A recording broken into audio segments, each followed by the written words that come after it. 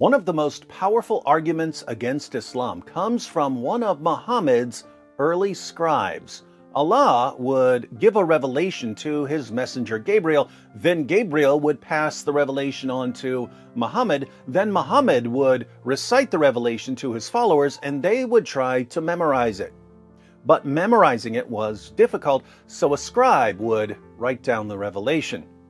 A man named Abdullah Ibn Ibn Abi Sarh converted to Islam and became one of Muhammad's scribes.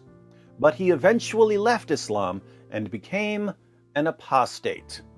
Why did a man who learned the Quran from Muhammad himself decide to become an ex-Muslim? It wasn't because he wanted to drink beer, or because he wanted to eat pork, or because he was being paid by the Jews. It was because he had indisputable proof that Muhammad was a false prophet. Let's read a quick summary of the problem that Abdullah saw. A little context: when Muhammad conquered Mecca, he ordered his followers to execute specific people, even if these people took refuge inside the Kaaba. Abdullah Ibn Ibn Abi Sarh was one of the people Muhammad ordered his followers to kill. Why did Muhammad demand Abdullah's head? This is from 23 Years by the Iranian scholar Ali Dashti. The last named on Muhammad's execution list, referring to Abdullah, had for some time been one of the scribes employed at Medina to write down the revelations. On a number of occasions, he had, with the prophet's consent, changed the closing words of verses. For example, when the prophet had said, "And God is mighty and wise," Abdullah ibn Abi Sarh suggested writing down, "knowing and wise," and the prophet answered that there was no objection. Having observed a succession of changes of this type, Abdullah renounced Islam on the ground that the revelations, if from God, could not be changed at the prompting of a scribe such as himself. After his apostasy, he went to Mecca and joined the Qurayshites. So Muhammad would receive revelations and recite these revelations to Abdullah, his scribe, and Abdullah would say, in effect, "Why don't we write it like this instead?" And Muhammad would reply, "Fine, write it like that." Abdullah eventually realized that if these were actual revelations from God, and if Muhammad was an actual prophet from God, Muhammad wouldn't keep letting his scribes make changes to the text of Allah's perfect, eternal word. Abdullah concluded that Muhammad wasn't a true prophet, and he abandoned Islam. This was a huge embarrassment to the early Muslim community, so much so that Allah even complained about Abdullah in his eternal speech, the Quran. Surah 6, verse 93. The commentary we're going to read in a moment uses the Pickthall translation, so we'll read the Pickthall translation of this verse. "Who is guilty of more wrong than he who forgeth a lie against Allah, or saith, I am inspired, when he is not inspired in aught? And who saith, I will reveal the like of that which Allah hath revealed?" So Allah is condemning someone who forges a lie against him, and someone who says he's inspired when he isn't, and someone who says, I can reveal verses just like the ones that come from Allah. According to Muslim commentators, this verse is actually referring to specific people who said these things. We read the historical background in Asbab al-Nuzul by al-Wahidi. "Who is guilty of more wrong than he who forgeth a lie against Allah, or saith, I am inspired?" 693. This was revealed about the liar, Musaylama al-Hanafi. This man was a soothsayer who composed rhymed speech and claimed prophethood. Wow, imagine composing some poetry and then claiming that you must be a prophet because of your awesome poetry. Seems like this was popular in 7th century Arabia. He claimed that he was inspired by Allah. So, one of the people Allah condemns in Surah 6, verse 93, is Musaylima. But there's another. "And who saith, I will reveal the like of that which Allah hath revealed?" 693. This verse was revealed about Abdullah Ibn Ibn Abi Sarh. This man had declared his faith in Islam, and so the Messenger of Allah, Allah bless him and give him peace, called him one day to write something for him. Muhammad didn't just call him one day. Abdullah was one of Muhammad's regular scribes, but this commentary is going to focus on something that happened one particular day.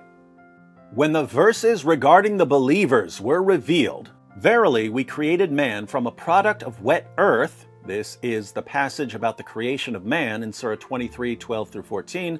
The prophet dictated them to him.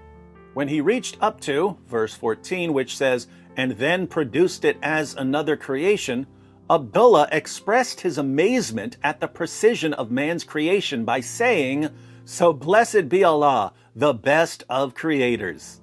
So, Muhammad is delivering revelations about the creation of man, and Abdullah, who's writing down these revelations and finally learning about how Allah created man, exclaims, "So blessed be Allah, the best of creators." Now watch what happens.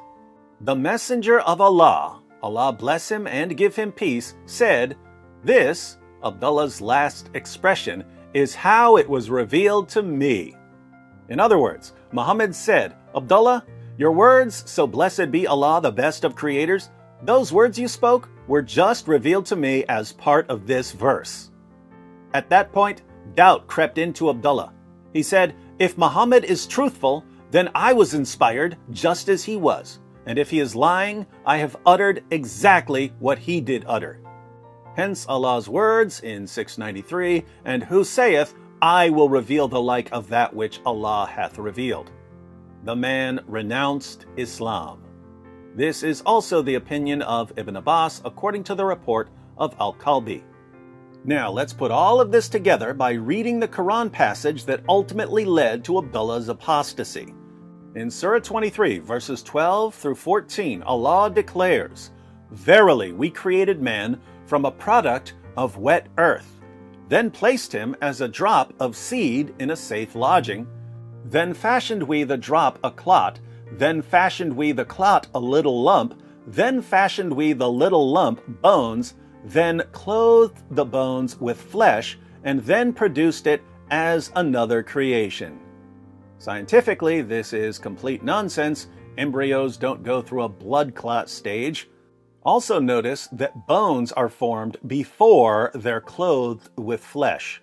So the clot becomes a lump, then the lump becomes bones, and only after the bones are formed are the bones clothed with flesh. Again, total nonsense.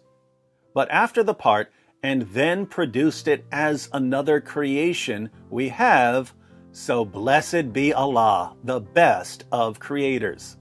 These words, "So blessed be Allah, the best of creators," were blurted out by Muhammad's scribe, Abdullah Ibn Ibn Abi Sarh, while he was writing down Muhammad's revelations about the creation of man. And when Abdullah blurted out, "So blessed be Allah, the best of creators," Muhammad said, "Yes, put that in there. That's how it was revealed to me." You'll recall Abdullah's reaction when he learned that something he blurted out was included in Allah's eternal speech. At that point, doubt crept into Abdullah. He said, "If Muhammad is truthful, then I was inspired just as he was. And if he is lying, I have uttered exactly what he did utter." Hence Allah's words, "And who saith, I will reveal the like of that which Allah hath revealed." The man renounced Islam.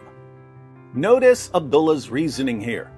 Abdullah thought to himself, there are two possibilities. Either Muhammad is truthful, he's actually getting revelations from Allah, or he's not truthful, he's a fraud. If Muhammad is truthful, if Muhammad is a true prophet, then I'm a true prophet too, because I said those words before Muhammad said them, which means that Allah must have revealed them to me too. But if Muhammad is not truthful, if he's just a deceiver claiming to be a prophet because of his poetry, then I can do that too, because Muhammad himself is taking my words and passing them off as revelations from Allah. Pretty solid argument. What did Abdullah do? The man renounced Islam. Abdullah became an apostate. But not for long, because Muhammad eventually conquered Mecca and demanded Abdullah's head for causing him so much embarrassment. Fortunately for Abdullah, he was Uthman's foster brother, so Uthman interceded for him. The story of how Abdullah survived is pretty hilarious. I'll make a separate video about that. But Abdullah was loyal to his foster brother Uthman for saving him. During the caliphate of Uthman, Abdullah even became the Muslim governor of Egypt. But notice, when Abdullah was free to decide what to believe, he said to himself, "There's no way Muhammad is a prophet. If Muhammad is a prophet, then I'm a prophet too, and I know I'm not a prophet, so Muhammad's not a prophet. I renounce Islam." Only with a sword to his neck would Abdullah become a faithful Muslim. And here we see why even Muslim scholars admit that without the death penalty for apostasy, Islam would have died out long, long ago. So my question for you Muslims who live in Western nations, my question for you Muslims who are free to leave Islam is, why can't you see what Abdullah saw? One of Muhammad's early scribes, a man who heard revelations directly from the lips of Muhammad, realized that there's no way Muhammad was a true prophet. Abdullah saw that. Why can't you? Abdullah only lived as a Muslim later because of the death penalty for apostasy. What's your excuse for continuing to follow the most obvious false prophet in history?